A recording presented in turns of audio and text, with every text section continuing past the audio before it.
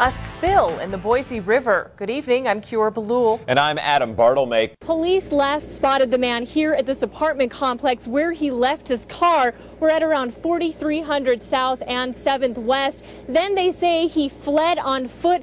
A cold snap in California is pushing some winemakers into a later harvest, but that's not all bad.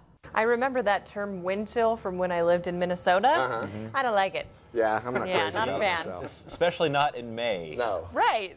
Congressional candidate Raul Labrador did not reveal past business dealings when he filed to run for Idaho's 1st District seat. There were some small flare-ups earlier. Now one of those has gotten even bigger. You can see it right there. There is quite a list of changes. Brian, you ready? All right, let's do it. Okay, let's get to it. There is a raise in the minimum wage. No surprise here, as BP has announced big losses. It is still a developing situation out here, but we did see a bomb robot go into the mall past the yellow tape there just about 10 minutes ago.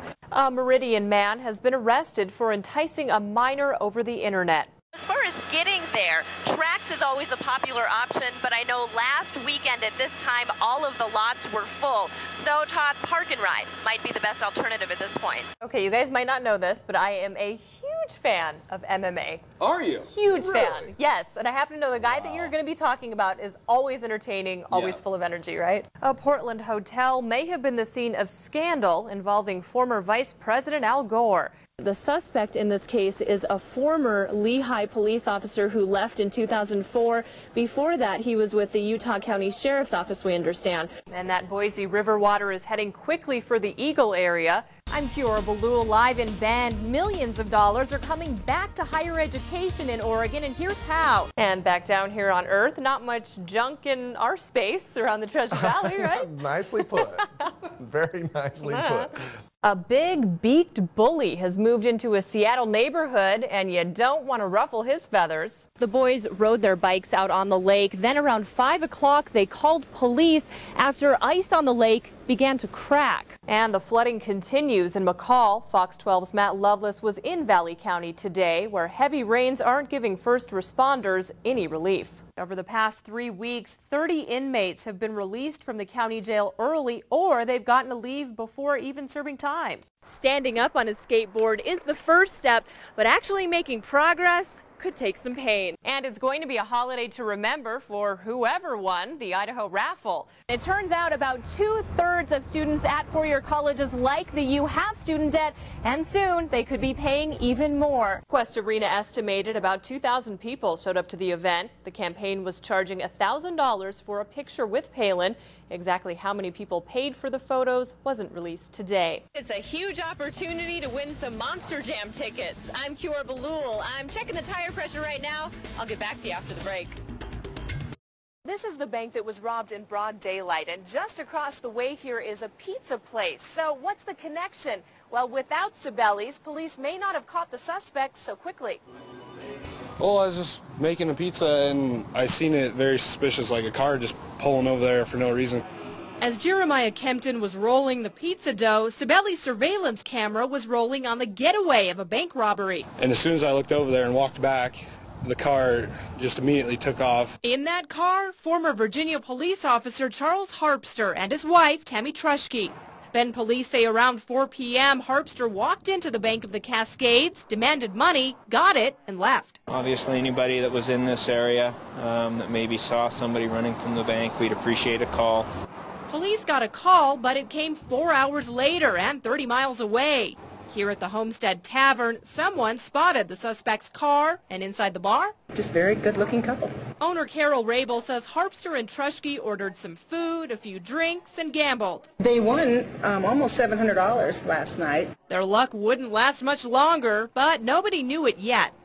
Well-dressed, well-groomed, and I was joking around that Bonnie and Clyde sat here.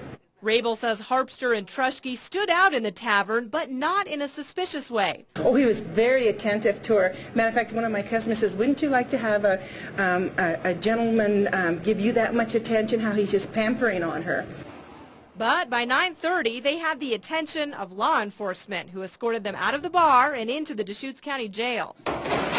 We've learned Harpster spent more than 20 years on the police force in Henrico County near Richmond, Virginia. This isn't the first time the former officer's been on the other side of the law. He and Trushke pled guilty to drug distribution charges in 2006. Now Harpster and Trushke both face robbery and conspiracy charges here in Deschutes County. The money they spent and won at the tavern has been seized as evidence. We're in Bend. I'm Kiora Balul, KOHD News. Kiora, let's start with you. Okay, Bob. Well, you can see the slide right here behind me. It's actually slowed down quite a bit since yesterday, and let me explain to you how much. Last night, it was moving at a rate of about 2 feet per hour. Now, 0.2 feet per hour. So quite a difference there, but it is still considered an active slide. Over the last couple of months, there's been a lot of concern from residents about, what about the hillside and all this rain, and is there a danger? Then Thursday night, danger came sliding down the hillside toward homes. We talked to neighbor and city councilman Jim Perry around 10 p.m. It wasn't a sudden event. It was, as the ground gets a lot of water, there's kind of a layer between the denser material underneath and the material on top, and it starts to slide and separate. And so it's flowing very slowly down the mountain, but it's come down, probably 10 to 15 feet over the last couple hours. By early this morning, mud had moved in on the nearest building, which was evacuated. Fox 13's Max Roth moved quickly himself at one point. We're going to have a conversation with Wendy Wilson coming up that we already... Whoa. Later in the day, volunteers packed up the place across the street. Nicholas Johnson had just returned here after his wife gave birth. Just going to go home after being at the hospital for weeks and weeks, and I came here and there's suddenly 10 people in the house and all my stuff is gone. It is providing not only moral support, but providing a level of analysis and assessment from the state. State teams did initial land surveys and recommended waiting for 7 straight days of dry weather before trying to touch the active earth. And if we were to get machinery and equipment up there, it's possible that the material that has slid or even the underlying material can liquefy. Now here you can see where the land has smashed into the patio in the back of this house, all of this since just last night. And earlier tonight, city leaders met with residents to address concerns and answer questions. As you can imagine, there were more than a few. Now, crews will continue to monitor and survey this area for the next couple of months, but they're really not going to take any action until they have more information and until this land dries out.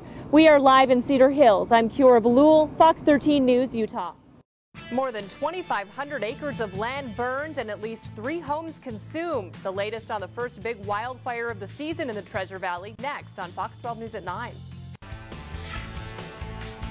Firefighters are busy tonight as a wildfire has burned more than 2,000 acres in Eagle. Good evening, I'm Kiora Balul. And I'm Adam Bartlemay. The forest has seen 12 fires total from storms since Monday night.